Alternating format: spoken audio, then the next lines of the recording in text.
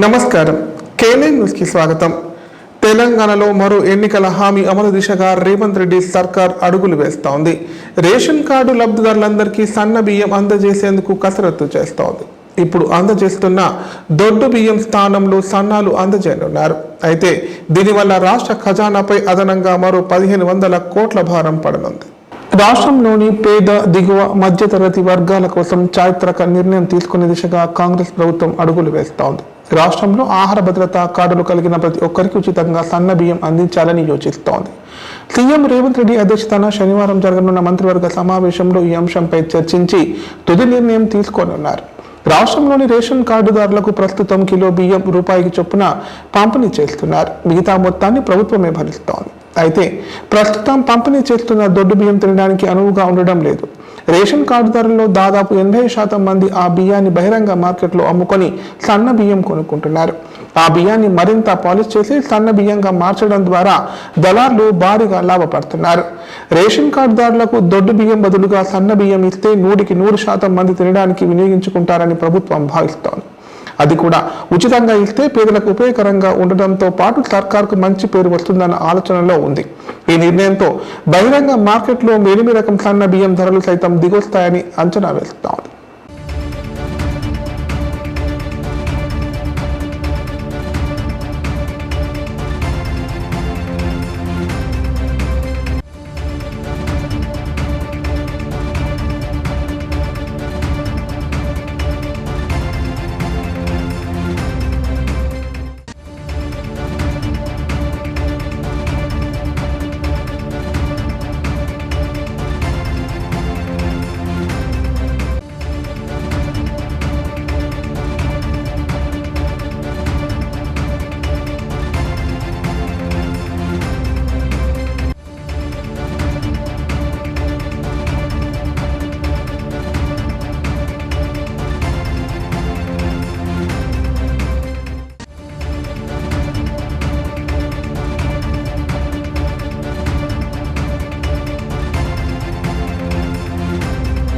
రాష్ట్రంలో మొత్తం 89.60 లక్షల మంది రేషన్ కార్డుదారులు ఉన్నారు. వీరందరికీ బియ్యం పంపిణీ చేయాలంటే నెలకు 2 లక్షల టన్నుల బియ్యం అవసరం అవుతోంది. ఏటా 24 లక్షల టన్నుల సన్న బియ్యం కావాలని అధికారులు అంచనాలు రూపొందించారు. మొత్తం 2.81 కోట్ల మంది లబ్ధిదారులకు ఒక్కొక్కరికి 6 కిలోల చొప్పున పంపిణీ చేయనున్నారు. ప్రస్తుతం రేషన్ బియ్యంపై రాష్ట్ర ప్రభుత్వం 3600 కోట్ల సబ్సిడీ భరిస్తుండగా సన్న బియ్యం పంపిణీతో మరో 1500 కోట్ల భారం పెరిగే అవకాశం ఉంది. కొత్త రేషన్ కార్డుల కోసం సుమారు 20 లక్షల మంది ఎదురు చూస్తున్నారు.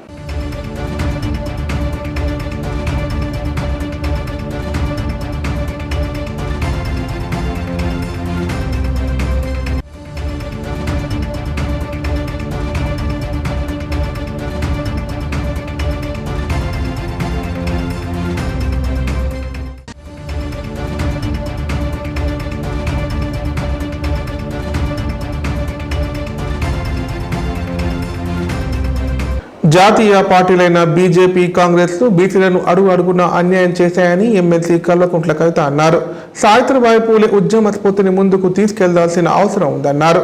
చరిత్ర తెలుసుకున్న వాళ్లే భవిష్యత్తు నిర్మాణం చేస్తారని పేర్కొన్నారు. 75 ఏళ్ల స్వాతంత్ర భారతంలో బీసీలకు ఏం జరిగిందో ఒక్కసారి ఆలోచించాలని పేర్కొన్నారు. తెలంగాణ జాగృతి ఆధ్వర్యంలో ఇందిరా పార్క్ లో నిర్వహించిన బీసీ సంఘాల మహాసభలో ఎమ్మెల్సీ కల్వకుంట్ల కవిత ముఖ్య అతిథిగా హాజరయ్యారు. ఇవాళ మహాత్మా జ్యోతిబా పూలే సతీమణి సావిత్రిబాయి పూలే 194వ జన్మదినమని, దేశంలోని ఆడబిడ్డలందరికీ నేడు పండగని చెప్పారు కవిత. సావిత్రిబాయి పూలే పిలిబిడ్డ అంటూ ప్రశంసలు కురిపించారు. ఈ సందర్భంగా సావిత్రిబాయి పూలే విగ్రహానికి పూలమాలలు వేసి నివాళులర్పించారు. అనంతరం కవిత మాట్లాడుతూ 42% రిజర్వేషన్లు ఇచ్చిన తర్వాతే స్థానిక సంస్థల ఎన్నికలకు పోతామని కాంగ్రెస్ హామీ ఇచ్చిందన్నారు. కర్ణాటక, బీహార్, మహారాష్ట్ర పేర్ల స్టోరీ తెలియకుండానే హామీ ఇచ్చారా అని ప్రశ్నించారు. రానున్న స్థానిక సంస్థల్లో బీసీలకు 42% రిజర్వేషన్లు అమలు చేసి ఎన్నికలు నిర్వహించాలని కవిత ప్రభుత్వాన్ని కోరారు. చాలా మంది కులం లేదని, కులరహిత సమాజం నిర్మిస్తామని గొప్ప మాటలు చెబుతారు. కానీ భారతదేశంలో కులాలు ఉన్నాయని, ప్రతి ఒక్కరూ కులాల ఆధారంగానే జీవిస్తున్నారన్నారు. అందుకే రాజ్యాంగం రాసిన డాక్టర్ బాబాసాహెబ్ అంబేద్కర్ ఎస్సీ, ఎస్టీలకు ప్రత్యేక హక్కులు కల్పించారని గుర్తు చేశారు. వారికి ప్రత్యేక రిజర్వేషన్లు కల్పించిన అంబేద్కర్ కు దేశ ప్రజలందరూ చేతులెత్తి మొక్కాలన్నారు. ఆయన హక్కులు కల్పించకపోతే ఎస్సీ ఎస్టీలకు ఇప్పటికీ ఎటువంటి ఫలాలు దక్కవని కాదన్నారు కవిత. అలాగే బీసీలోని అన్ని కులాలకు రాజ్యాంగంలో రక్షణ కల్పిస్తే బాగుంటుందని అభిప్రాయపడ్డారు. ఇవాళ జనవరి 3వ తారీఖు అంటే భారతదేశ వ్యాప్తంగా ఉన్నటువంటి మన ఆడబిడ్డలకు పండగ దినం. సావిత్రిబాయి పూలే గారి జన్మదినం. మరి సావిత్రిబాయి పూలే గారి 194వ జయంతి సందర్భంగా అందరికీ కూడా హృదయపూర్వకంగా నా శుభాకాంక్షలు తెలియజేసుకుంటా ఉన్నాను. మరి సావిత్రిబాయి పూలే అంటే ఆమె మామూలు బిడ్డ కాదు, ఒక పులి బిడ్డ. భారతదేశ వ్యాప్తంగా ఉన్నటువంటి ఆడబిడ్డలందరూ ఇవాళ చదువుకుంటున్నారంటే రోజు పొద్దున్న లేస్తే ఆమెకు దండం పెట్టుకోవాల్సినటువంటి పరిస్థితి. మరి సావిత్రిబాయి పూలే గారు తన జీవిత ప్రస్థానం మొదలు పెట్టినప్పుడు ఆమె కూడా చదువుకోలేదు, కానీ ఒక మహనీయుడిని ఆమె పెళ్లి చేసుకున్నది. బాపు జ్యోతిబా పూలే గారు పెళ్లి చేసుకున్న తర్వాత తన భార్య చదువుకోవాలని దగ్గరుండి భార్యను చదివించిన తర్వాత సావిత్రిబాయి పూలే గారు అనేక మంది ఆడబిడ్డలకు తను స్వయంగా చదువు చెప్పింది. ఎంతో మందికి చదువు నేర్పినటువంటి వ్యక్తి సావిత్రిబాయి పూలే గారు. మరి ఆ ఇద్దరు పుణ్య దంపతులు ఉద్యమంలోనే కాదు అన్నిట్లో కూడా జీవిత పర్యంతం కలిసి కష్టపడ్డారు. మొత్తం సమాజ ఉద్ధరణ చేయాలంటే విద్యా వికాసం కావాలని చెప్పి వారిద్దరు విద్య కోసం ప్రయత్నం చేసిండ్రు. చాలా అవమానాలు చేసిండ్రు. పాపం ఆమె బజార్లో నడిచిపోతుంటే రాళ్లతో కొట్టిండ్రు. ఒకప్పుడు మీద పేడ నీళ్లు చల్లినటువంటి పరిస్థితి ఉండే. అయినా సరే మొక్కువని ధైర్యంతో మరి సమాజ వికాసమే నాకు కావాలని ముందుండి పోరాటం చేసినటువంటి మహనీయురాలు సావిత్రిబాయి పూలే. వారి జయంతిని ఇంత పెద్ద ఎత్తున మనం సెలబ్రేట్ చేసుకోవడం అన్నది నిజంగా తెలంగాణ బీసీ బిడ్డలది, తెలంగాణ బిడ్డలందరికీ కూడా జన్మ ధన్యమైనట్టుగా నాకు అనిపిస్తా ఉన్నది. అదేవిధంగా మరి వాళ్ళ మనం సావిత్రిబాయి పూలే గారి జన్మదినం సందర్భంగా ఇంతమందిని కలిసినాం. ఆవిడ ఉద్యమ స్ఫూర్తిని మనం ముందుకు తీసుకెళ్లాల్సినటువంటి అవసరం ఉన్నది. మరి ఇవాళ ఉద్యమం దేనికోసం చేయాలి ఒక్కసారి మనం ఆలోచన చేసుకోవాలి. చరిత్ర తెలుసుకున్నోడే భవిష్యత్తు నిర్మాణం చేస్తారని చెప్తారు. మరి 75 ఏళ్ళు అవుతుంది భారతదేశానికి స్వాతంత్రం వచ్చి. మరి ఇక్కడ ఇంతమంది బీసీ బిడ్డలు ఉన్నాం. ఈ 75 ఏళ్ల స్వతంత్ర భారతదేశంలో మనకి ఏం జరిగిందన్నది ఒకసారి ఆలోచన చేసుకోవాలి. నిజానికి చాలా మంది గొప్ప గొప్ప మాటలు చెప్తారు. కులం లేదు, కులరహిత సమాజం నిర్మిస్తామని చెప్తారు. కానీ అది వాస్తవమా? భారతదేశంలో కులం ఉన్నది, అది వాస్తవం. ప్రతి ఒక్కరం కులాల ఆధారంగానే బతుకుతా ఉన్నాం, అది కూడా వాస్తవం, కాదనలేనటువంటి వాస్తవం. అయితే భారతదేశ రాజ్యాంగం రాసినటువంటి పెద్ద మనుషులందరూ కూడా కామారెడ్డి కలెక్టర్ కార్యాలయం వద్ద డబుల్ బెడ్రూమ్ లబ్ధిదారులు నిరసన చేపట్టారు. ఇండ్ల పట్టాలతో పాటు వసతులు కల్పించాలని డిమాండ్ చేశారు. లేనిలా ఆందోళన తీవ్రతరం చేస్తామని హెచ్చరించారు. వారం రోజుల్లో సమస్యలు పరిష్కరిస్తామని ఆర్డీఓ హామీ ఇవ్వడంతో నిరసన విరమించారు. డబుల్ బెడ్రూమ్ ఇండ్లకు పట్టాలు ఇవ్వడం లేదని కామారెడ్డి మున్సిపాలిటీ పరిధిలోని రాజీవ్ నగర్ కాలనీ, దేవునిపల్లి, రామేశ్వరపల్లి ప్రాంతాలకు చెందిన లబ్ధిదారులు కలెక్టర్ కార్యాలయం సమీపంలోని ధర్నా చౌక్ వద్ద ఆందోళన చేపట్టారు. సుమారు గంటన్నర ఆందోళన అనంతరం కామారెడ్డి ఆర్డీఓ శ్రీనివాసరెడ్డి వైద్యుల వద్దకు చేరుకొని మాట్లాడారు. అధికారులు వచ్చి పట్టాలు ఇస్తారని చెబుతున్నారు కానీ ఎవరు పట్టించుకోవడం లేదని ఆవేదన వ్యక్తం చేశారు. స్పందించిన ఆర్డీఓ 2 రోజుల్లో వివరాలు సేకరించి వారం రోజుల్లో పట్టాలు ఇస్తామని హామీ ఇచ్చారు. దీంతో డబుల్ బెడ్రూమ్ లబ్ధిదారులు ఆందోళన విరమించారు.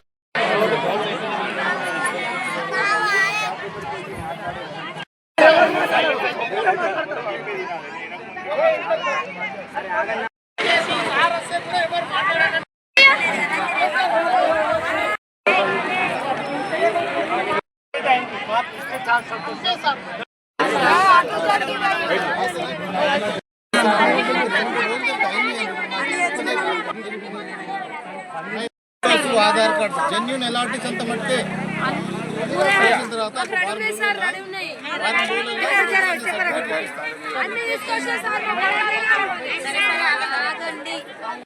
ఇచ్చిన డబల్ బెడ్రూమ్ మంజూరు లబ్ధిదారుల మొత్తం రాజీవ్ నగర్ కాలనీ, రమేశ్వరపల్లి, దేవునిపల్లి మొత్తం మంది ఎన్ని డబల్ బెడ్రూమ్లు ఉన్నారో మనుషులు అందరం వచ్చి ఇక్కడ ధర్నా చేయడం జరిగింది. మాకు సార్ కూడా ఆర్డీఓ సార్ కూడా స్పందించి విత్ ఇన్ 10 రోజులలో మాకు మా చేతికి పట్టాలు ఇస్తా అని సారు చెప్పినందుకు మేము ధర్నా విరమిస్తున్నాము. విత్ ఇన్ 10 రోజులలో మాకు ధర్నా పట్టాలు ఇవ్వకపోతే 11వ తారీఖు యథావిధిగా మేము మళ్ళా ధర్నా చేస్తామని ఈ స్పందన కూడా చెప్తున్నాం. థ్యాంక్ యూ, ధన్యవాదాలు. సార్ కూడా స్పందించి ఇది చేసినందుకు ఇంత మా లబ్ధిదారులం ఇంతమంది ఉన్నారు. గత ప్రభుత్వం ఇచ్చిన నిర్లక్ష్యం తెలియదు, అధికారుల నిర్లక్ష్యం తెలియదు. మేము ప్రజావాణిలో పలుమార్లు దరఖాస్తులు ఇచ్చినా ఇవ్వాలిస్తాం రేపిస్తాం అంటున్నారు, కానీ ఇప్పటి వరకు మాకు ఎలాంటి పట్ట ఇవ్వలేదు. ఇప్పుడైనా సార్ స్పందించి 10 రోజులలో అంటే 10వ తారీఖు ఎవరు ఎక్కడ తిరగద్దు, ప్రజలకు ఇబ్బంది చేయొద్దని చెప్పి సార్ ఏం చేసిండంటే వాళ్ళ మనుషులను వాళ్ళ అధికారులను ఇంటింటికి పంపించి ఆడ పట్టాలు ఇస్తా అని చెప్పి సారే మాట ఇచ్చింది. కాబట్టి మేము విరమిస్తున్నాము. ఇంకో విషయం ఏంటంటే 10వ తారీఖు లోపల మాకు పట్టాలు ఇవ్వకపోతే 11వ తారీఖు నాడు వంట మార్పు మరియు మేము ఏం చేయాలో అది. ముగ్గురు బాలికలు అదృశ్యమైన ఘటన నిజామాబాద్ జిల్లా నవీపేట మండలంలో చోటు చేసుకుంది. మండల కేంద్రానికి చెందిన విద్యార్థులు స్థానిక హైస్కూల్లో 10వ తరగతి చదువుతున్నారు. పాఠశాలకు బయలుదేరిన వీరు తిరిగి ఇంటికి రాలేదు. దీంతో రాత్రి వరకు గాలించిన కుటుంబ సభ్యులకు ఆచూకీ లభించకపోవడంతో పోలీసులకు ఫిర్యాదు చేశారు. నిజామాబాద్ జిల్లా నవీపేట మండలంలో ముగ్గురు అమ్మాయిల అదృశ్యం కలకలం సృష్టించింది. కొండపల్లి శిరీష, మేడం వరలక్ష్మి, గడ్డం రవళిక నవీపేటలోని ప్రభుత్వ బాలిక ఉన్నత పాఠశాలలో 10వ తరగతి చదువుతున్నారు. గురువారం స్కూల్కు వెళ్ళొస్తామని చెప్పి ఇంట్లో నుంచి వెళ్లిన విద్యార్థినులు కనిపించకుండా పోయారు. రాత్రి వరకు ఇంటికి తిరిగి రాకపోవడంతో వారి తల్లిదండ్రులు పోలీసులను ఆశ్రయించారు. దీంతో కేసు నమోదు చేసిన పోలీసులు గాలింపు చేపట్టారు. ఈ క్రమంలో శుక్రవారం తెల్లవారుజామున 3 గంటలకు శిరీషను నిజామాబాద్ బస్టాండ్లో గుర్తించారు. దీంతో పోలీసులు ఆమెను తల్లిదండ్రులకు అప్పగించారు. మిగిలిన 2 అమ్మాయిలు జగిత్యాల వైపు వెళ్లినట్లు తెలుస్తోంది. అమ్మాయిల మిస్సింగ్ తో వారి కుటుంబ సభ్యులు తీవ్ర భయాందోళనకు గురవుతున్నారు.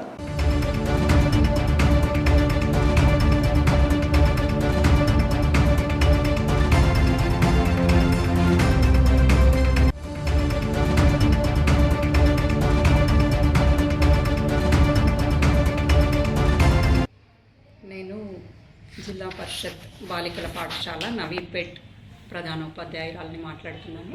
మా స్కూల్కి నిన్న 3 అమ్మాయిలు 10th తెలుగు మీడియం వరం, ప్రవళిక, శిరీష వీళ్ళు 3 కూడా స్కూల్కి రాలేదు. అయితే సాయంత్రము ప్రొద్దున రాలేదు కాబట్టి క్లాస్ టీచర్ వాళ్ళకి ఫోన్లు చేయడం జరిగింది, రెస్పాన్స్ లేదు. ఒక అమ్మాయి వాళ్ళ ఫాదర్ మాత్రం స్కూల్కి అని బయలుదేరింది మేడం, మరి రాలేదా నేను కనుక్కుంటా, నేను బయట ఉన్నా అని అన్నారు. అయితే ఈవినింగ్ ఏం తెలిసిందంటే వీళ్ళు మిస్ అయ్యిండ్రని తెలిసింది. స్కూల్కి మాత్రం రాలేదు వాళ్ళు. మరి పోలీస్ కంప్లైంట్ ఇవ్వడం జరిగింది. వాళ్ళ పేరెంట్స్, ఒక అమ్మాయి దొరకడం జరిగింది శిరీష. మరి మిగతా 2 అమ్మాయిల గురించి గాలింపు జరుగుతుంది. కానీ ఈ సంఘటన ఇలా జరగడం మాత్రం చాలా బుజ్జి రోజు స్కూల్ మాదిరి అనేది తయారైంది. స్కూల్ టైం అయింది, 9 గంటలకు ఫోన్ వచ్చింది. ఎవరమ్మా అని ఫోన్ లేపిన అంటే మరి గుంజిలి క్లాస్మేట్ను అని ఫోన్ చెప్పింది. ఆ ఫోన్ చెప్పేవారికి అమ్మ వాళ్ళు మీ క్లాస్మేట్ అట అని ఫోన్ ఇచ్చారు. ఇస్తే అంటే ఈ మధ్యలో క్లాసెస్ పెడుతుర్రని ఆమె దగ్గర చిన్న ఫోన్ 2 నెలల కోలే ఇచ్చిన, అది కూడా ఫోన్ అప్పటి నుంచి లేదు, ఆమె ఎక్కువ వాడదు. అయితే 2 నెలల కోలనే చీకటి అవుతుంది, పొలాలకు పోతే అప్పుడప్పుడు పని పోతుంది అని. కాబట్టి ఇక నేను ముంగటుండి నా ముంగట తయారై వచ్చింది, ఇది బ్యాగ్ వేసుకొని అంటే రాలేదు సంజయ్ రాలేదు అంటే నేను వచ్చినాక నేను రేపు పొద్దుగాల తోలుకొస్తాను మేడం ఒకవేళ మరి ఎటుపోయింది ఏమో మరి ఇంత అనుకొని పార పట్టుకొని పని చేసుకుంటున్నా పొలాలో కైకిలు పోయింది. అంతలోకి 6 అవుతుంది, అంత 7, 8 వరకంటే ఇక్కడ ఎత్తినట్టు చేసినాం కానీ దొరకలేదు. దొరకపోవడం వల్ల ఇక పోలీసు శాఖకు నేను ఇవ్వాలని కంప్లైంట్ ఇచ్చి పోలీస్ శాఖను అభినందించి మా పాపను పట్టేయగలరని నాకు ఇది చేస్తున్నాను సార్. ఇప్పుడు ప్రకటనలు. లైఫ్ హాస్పిటల్ కామారెడ్డిలో 50 పడకల ISO సర్టిఫైడ్ గల ఏకైక hospital life hospital Kamareddy. Aarogyasri, EHS మరియు అన్ని రకాల నగదు రహిత హెల్త్ ఇన్సూరెన్సులు గల ఏకైక hospital life hospital. Aarogyasri card లేదా తెల్ల రేషన్ కార్డు ఉన్న వారికి ఆరోగ్యశ్రీ మరియు ఆయుష్మాన్ భారత్ ద్వారా ఆపరేషన్లు ఉచితంగా చేయబడును. కామారెడ్డిలో కార్పొరేట్ స్థాయి ఖరీదైన వైద్యాన్ని ప్రతి పేద మధ్యతరగతి వారికి అతి తక్కువ ఖర్చుతో వైద్యం చేయబడును. నిజామాబాద్, హైదరాబాద్ వెళ్లవలసిన అవసరం లేకుండా అనుభవజ్ఞులైన వైద్య బృందంచే క్లిష్టమైన ఎముకల ఆపరేషన్లు, ఆర్థోస్కోపిక్, కీహోల్ సర్జరీలు, జాయింట్ రీప్లేస్మెంట్, మోకాళ్ల మార్పిడి, వెన్నుపూస ఆపరేషన్లు మరియు 4 గంటలు అత్యవసర వైద్య సేవలు అందించబడును. మా సదుపాయాలు: అత్యాధునిక operation theatre, laminar OT, ICU, x ray, physiotherapy, DEXA scan, pharmacy సౌకర్యాలు కలవు. రాష్ట్ర ప్రభుత్వ ఉద్యోగులకు ఫీజు రీయింబర్స్మెంట్ సౌకర్యం కలదు. సంప్రదించండి లైఫ్ హాస్పిటల్. తెలంగాణలో మొట్టమొదటిసారిగా అధునాతన పద్ధతిలో నరాల, మానసిక, sex, alcohol, fits treatment, AC intensive care unit ఇప్పుడు మన నిజామాబాద్ లో doctor B Keshavulu MD psychiatry, Osmania గారి ఆధ్వర్యంలో అన్ని సదుపాయాలు గల అత్యాధునిక అతిపెద్ద హాస్పిటల్ ప్రారంభించబడ్డది. నరాల బలహీనతలు, తలనొప్పి, ఫిట్స్, పళ్లు బిగపట్టడం, భయం, గుండెదడ, డిప్రెషన్, ఒంటరితనం, మంత్రాలు చేతబడి చేశారని అనుమానపడటం, వ్యతిరేకమైన ఆలోచనలు, తన గూర్చి మాట్లాడుకుంటున్నారని, చంపడానికి వస్తున్నారని భ్రమపడటం, ముట్టిందే ముట్టటం, కడిగిందే కడగటం, సెక్స్ లో బలహీనత, శీఘ్రస్ఖలనం, హస్తప్రయోగం, సెక్స్ లో తీవ్ర అసంతృప్తి, భార్యాభర్తల మధ్య అనుమానాలు, పిల్లల అల్లరి, అతికోపం, మతిమరుపు, చదువులో వెనుకబాటుతనం, alcohol, cigarette, gutka, Gul form బానిసైన వారికి స్పెషల్ ట్రీట్మెంట్. గమనిక, ఆధునిక ఏసీ వార్డు, అత్యంత విశాలమైన భవనం, అన్ని నరాల మానసిక సమస్యలకు మరియు ఆల్కహాల్ ను మాన్పించుటకు అడ్మిషన్స్ సౌకర్యం గల తెలంగాణలోనే అతిపెద్ద hospital doctor Keshavulu hospital, bus stand ఎదురుగా లైన్, ఖలీల్వాడి, నిజామాబాద్. ఫోన్ 08462255189. ప్రమాదవశాత్తు కంటైనర్ దగ్ధమైన ఘటన కామారెడ్డి జాతీయ రహదారిపై చోటు చేసుకుంది. హైదరాబాద్ నుండి ఎలక్ట్రికల్ స్క్రాప్ తో నాగ్పూర్ వైపు వెళ్తున్న కంటైనర్లు ఒక్కసారిగా మంటలు చెలరేగాయి. గమనించిన స్థానికులు హైవే పెట్రోలింగ్ పోలీసులకు ఫైర్ సిబ్బందికి సమాచారం అందించారు. దీంతో ఘటనా స్థలానికి చేరుకున్న ఫైర్ సిబ్బంది మంటలను ఆర్పివేశారు. కామారెడ్డి మండలం టేక్రియాల్ బైపాస్ వద్ద ప్రమాదవశాత్తు ఓ కంటైనర్ పూర్తిగా దగ్ధమైంది. హైదరాబాద్ నుంచి ఢిల్లీకి పాత ఎలక్ట్రానిక్ సామాన్లతో కంటైనర్ వెళ్తోంది. టేక్రియాల్ బైపాస్ వద్దకు రాగానే కంటైనర్లో ఒక్కసారిగా మంటలు చెలరేగాయి. దీంతో ఆ కంటైనర్లో ఉన్న ల్యాప్టాప్లు, టీవీలు, ఎల్ఈడీలు, ట్యాబ్లు మొదలైన ఎలక్ట్రిక్ వస్తువులు పూర్తిగా దగ్ధమయ్యాయి. కంటైనర్ సగం వరకు దగ్ధమైంది. సుమారు 8 నుంచి 9 లక్షల వరకు ఆస్తి నష్టం జరిగినట్లు కంటైనర్ డ్రైవర్ కైఫ్ తెలిపారు. ఘటనా స్థలానికి అగ్నిమాపక శాఖ అధికారులు చేరుకొని మంటలను ఆర్పివేశారు. దేవునిపల్లి పోలీసులు కేసు నమోదు చేసుకుని దర్యాప్తు చేపట్టారు. టేక్రియాల్ బైపాస్ వద్ద ఒక కంటైనర్ దగ్ధం అవుతుందని సమాచారం రావడంతో వచ్చి మంటలను ఆర్పినట్లు ఫైర్ స్టేషన్ ఇన్ఛార్జి అధికారి రవీందర్ రెడ్డి తెలిపారు.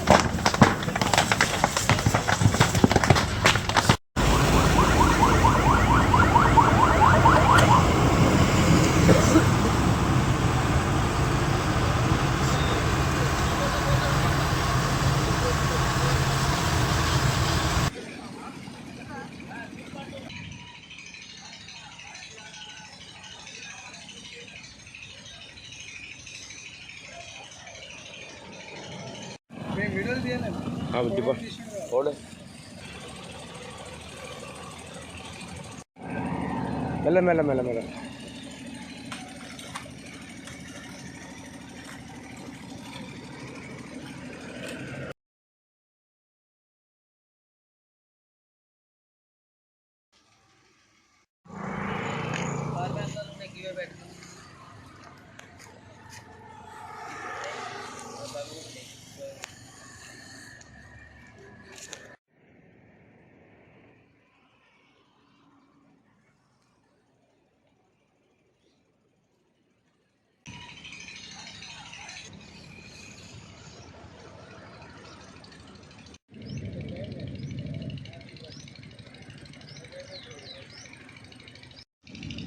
మామూలుగా మాకు 5:18 అరౌండ్ ఆ టైంలో కంట్రోల్ ఫైర్ సర్వీస్ నుంచి ఒక కాల్ రావడం జరిగింది.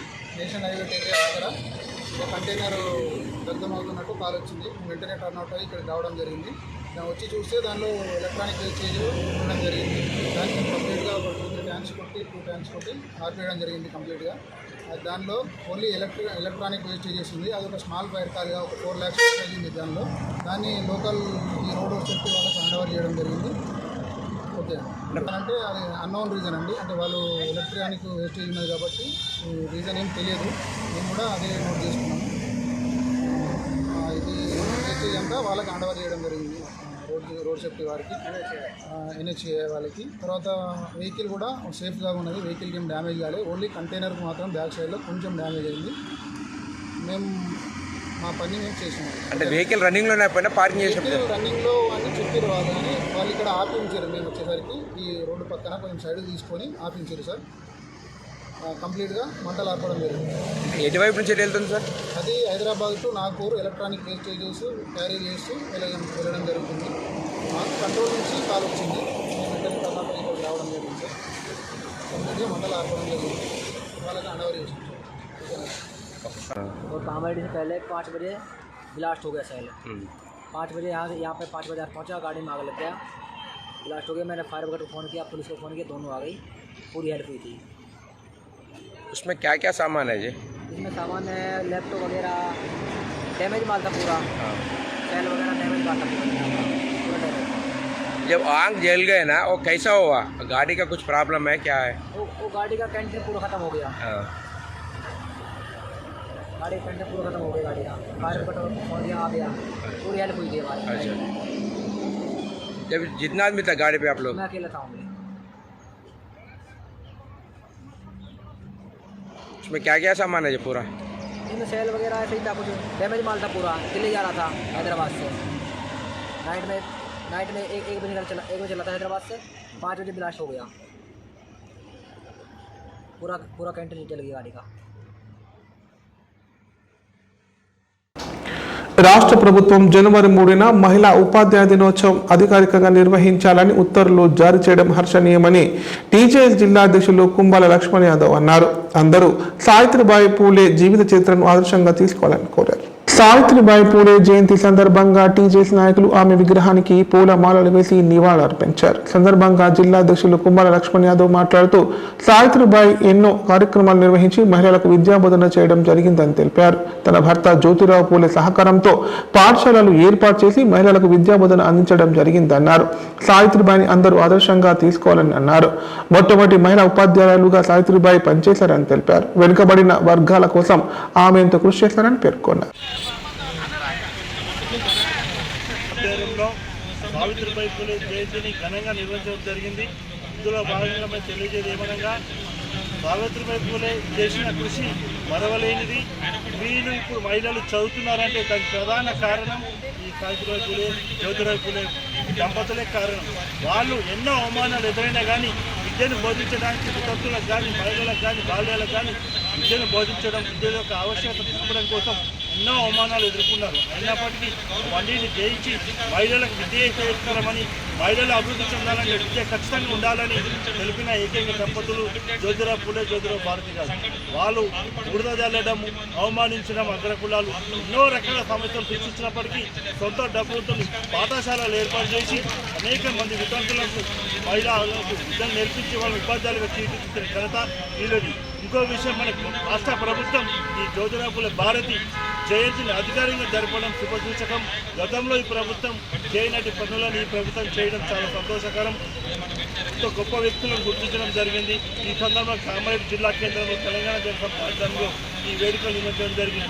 జై బీసీ, జై జ్యోతిరావు పూలే, జై జై. ఇప్పుడు సంక్షిప్త వార్తలు. ఈ నెల 4వ తేదీ శనివారం కామారెడ్డి పట్టణంలోని మంజిరా డిగ్రీ కళాశాలలో టాస్క్ ఆధ్వర్యంలో ఎంఎస్ఎన్ ల్యాబొరేటరీ ప్రతినిధులు ఉద్యోగ మేళా నిర్వహించనున్నారు. ఈ సందర్భంగా కళాశాల చైర్మన్ గురువేందర్ రెడ్డి మాట్లాడుతూ ప్రతి సంవత్సరం మాదిరిగానే ఈ సంవత్సరం కూడా జాబ్ మేళా నిర్వహిస్తున్నట్లు తెలిపారు. అర్హత గల అభ్యర్థులు ఈ అవకాశాన్ని సద్వినియోగం చేసుకోవాలని కోరారు.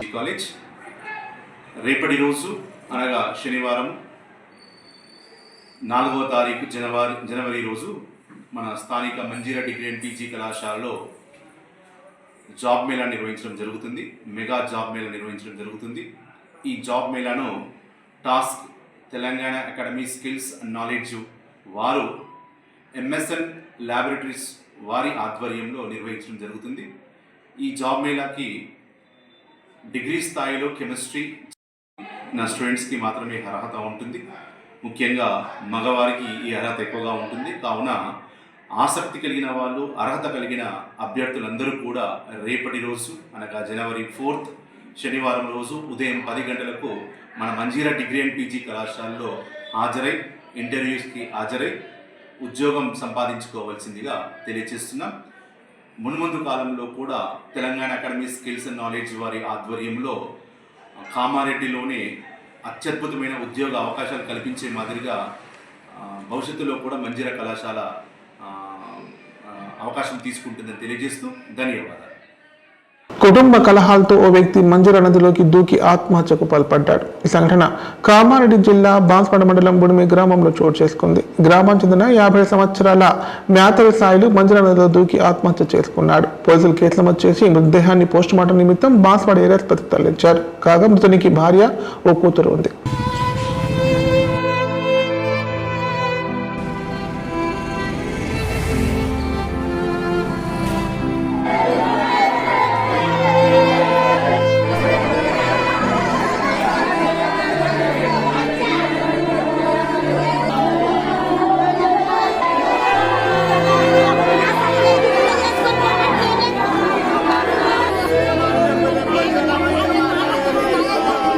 వార్తలు ఇంతటితో సమాప్తం. తిరిగి ప్రసారమే వార్తల్లో మళ్ళీ కలుద్దాం. అంతం సెలవు. నమస్కారం.